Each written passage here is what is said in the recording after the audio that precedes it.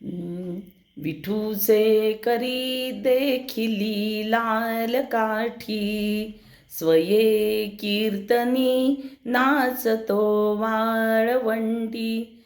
तुरा खोविला मस्तकी मंजिरेचा, असा श्रीहरी पाहिला पंढरीचा. गोपाल कृष्ण भगवान की जय. पुंडलिक वरदा हरी विठ्ठल, श्री ज्ञानदेव तुकाराम. गोपाल कृष्ण भगवान की जय. मंगलमूर्ती मोरया.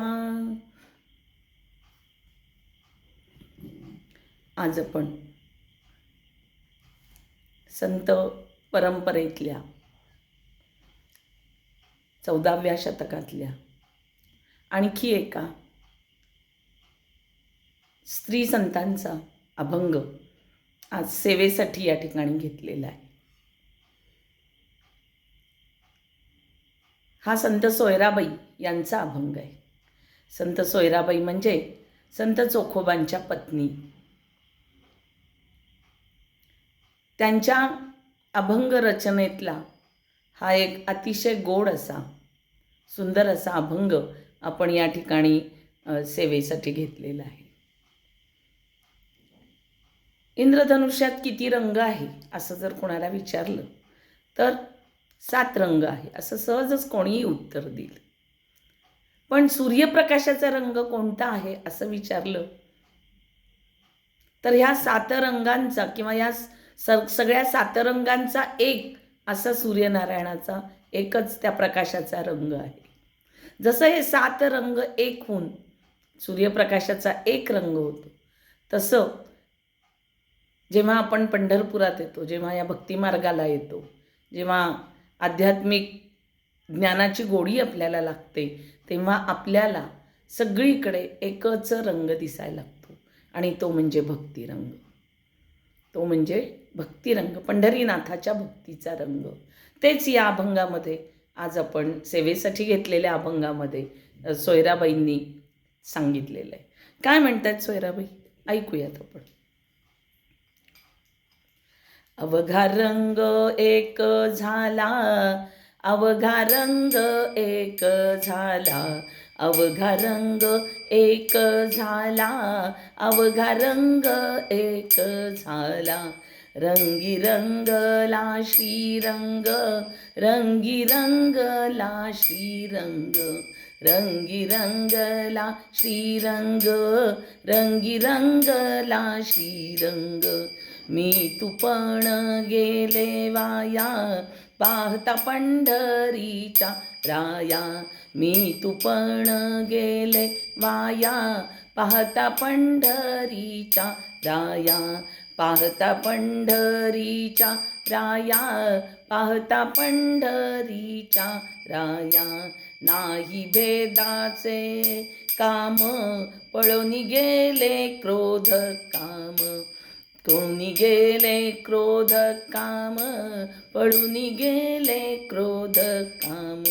मी तू पण गेले वाया, पाहता पंढरीच्या राया, पाहता पंढरीच्या राया, पाहता पंढरीच्या राया. देही असोनी विदेही, सदा समाधीस्थ पाही, सदा समाधीस्थ पाही, सदा समाधीस्थ पाही. मी तू पण गेले वाया, पाहता पंढरीच्या राया, पाहता पंढरीच्या राया, पाहता पंढरीच्या राया. सदा देही असोनी विदेही, सदा समाधीस्थ राही, सदा समाधीस्थ राही, सदा समाधीस्थ राही. मी तू पण गेले वाया, पाहता पंढरीच्या राया, पाहता पंढरीच्या राया, पाहता पंढरीच्या राया. पाहते पाहुणे गेले दुरी, म्हणे चोखियाची महारी. पाहता पाहुणे गेले दुरी, म्हणे चोखियाची महारी. म्हणे चोखियाची महारी, म्हणे चोखियाची महारी. मी तू पण गेले वाया, पाहता पंढरीच्या राया. पाहता पंढरीच्या राया, पाहता पंढरीच्या राया. पाहता पंढरीच्या राया, पाहता पंढरीच्या राया.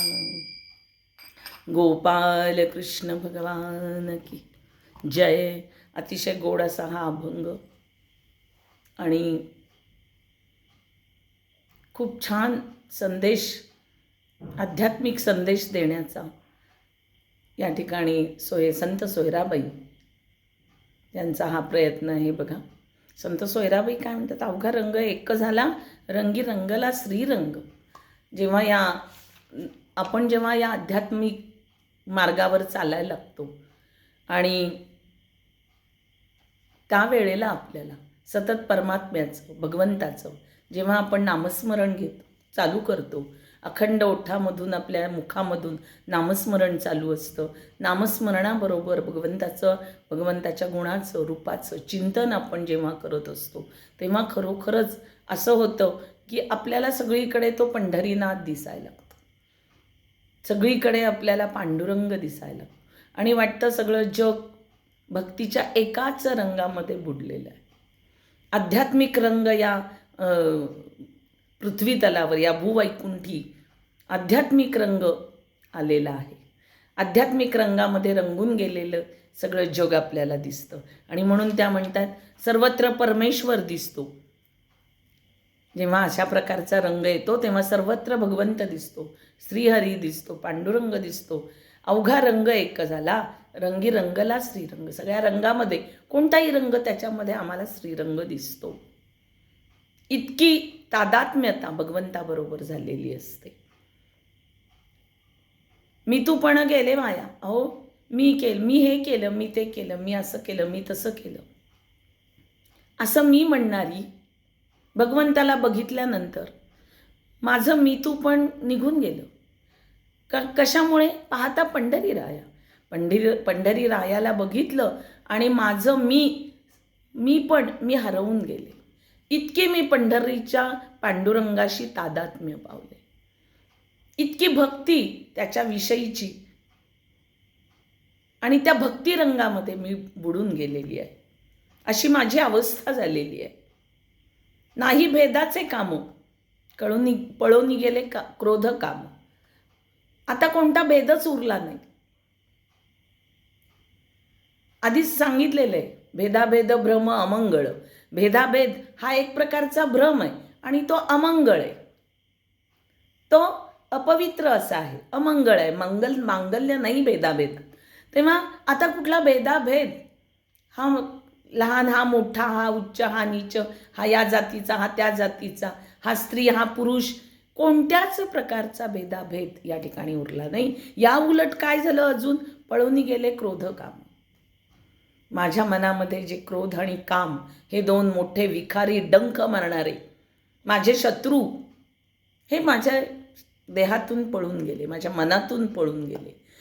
काम आणि क्रोध विरहित मी बनले. कुणामुळे? पाहता पंढरी राया. पंढरी रायाला बघता क्षणी, त्याचं ते सुख, त्याचं सौंदर्य पाहता क्षणी, त्याचं रूपडं पाहता क्षणी त्याच्याविषयीची भक्ती मनामध्ये उचंबळून आली आणि त्या भक्तीमध्ये मी अशी बुडून गेले की काम आणि क्रोध माझ्यातले हे जे षड्रिपूमधले जे दोन महत्त्वाचे षड्रिपू सांगितलेले आहेत हे निघून गेले. आपल्याला नेहमी विचारतात बघा, 27 नक्षत्रामधली 9 नक्षत्र गेल्यावर खाली काय उरतं? आपण शून्य म्हणतो, हो की नाही? कारण 9 नक्षत्र ही मुख्य असतात, पावसाची असतात आणि एकूण 27 नक्षत्रातनं ही 9 नक्षत्र कोरडी गेली तर काहीच नाही हाती येणार. तसं झालं, शून्य उरलं. तसं काम आणि क्रोध षड्रिपूंच्या मध्ये महत्त्वाचे 2 आहेत. आणि हे जेव्हा माझ्याकडून देहातून निघून गेले, माझ्या मनातून, माझ्या वृत्तीमधून निघून गेले, त्यावेळेला मी काय झाले, निष्काम झाले. कुठल्याही मनाची वासना, मनामध्ये लालसा, लोभ, मोह, माया काहीही राहिलेलं नाही. कारण हे 2 मेन षड्रिपूत निघून गेलेले आहेत. कुणामुळे? पाहता पंढरी राया. कारण मी तू पण आधी संपलेलं आहे. माझ्यातलं मी तू पण, मी म्हणून मी मी मी मी मी अहम अहम अहम अहम अहम करोस, अहम करोस, हे मी केलं, हे मी करते, हे मी करते, हे जे काही होतं ते निघून गेलेलं आहे. आता देवा तू आणि मी एकच, एकात्मभाव निर्माण झालेला आहे. भगवंतामध्ये आणि या भक्तामध्ये. सोयराबाई म्हणतात, एकात्मभाव जिथे आहे, भक्ततेची देव आणि देवतेची भक्त, अशी परिस्थिती, अशी वेळ आत्ता याच्यामधून, या अभंगामध्ये सांगितलेली आहे. पुढं म्हणतात, तर सदा समाधिस्थ राही, देही असोनी विदेही. मी देही आहे, देहा आहे माझा, पण मी विदेही असल्यासारखी आहे. मला देहाची अवस्था माहीत नाही. माझी देहाची अवस्था मला माहीत नाही. कारण मी पंढरी रायाच्या रूपाकडे पाहता पाहता मी समाधिस्थ झालेली आहे. कारण मी राहिलेले नाही. मी आता तो झालेला आहे आणि तो मी झालेली आहे. आणि म्हणून देही असोनी विदेही, सदा समाधिस्थ पाही. सदा नेहमी समाधी लागलेली आणि भगवंताची आळवणी चाललेली, भगवंताला आठवणं चाललेलं, भगवंताचं चिंतन चाललेलं, अशी अवस्था आत्ता माझी आहे. पाहता पाहुणे गेले दुरी. हे पाहुणे कोण म्हटलंय? तर बाकीचे जे राहिलेले होते ना, काम आणि क्रोध सोडून, मद, मोह, मत्सर, दंभ. दंभाला सासरा म्हटलंय नाथ महाराजांनी. दंभ हा सासरा. हे सगळे राहिलेले पाहुणे सुद्धा निघून गेले. कारण मेनच पाहुणा निघून गेले 2. त्यामुळे काम आणि क्रोध गेल्यामुळे राहिलेले पाहुणे, माझ्या वृत्तीमधले असलेले राहिलेले षड्रिपू, तेही निघून गेले. इतकी मी या अवस्थेला पोचलेली आहे.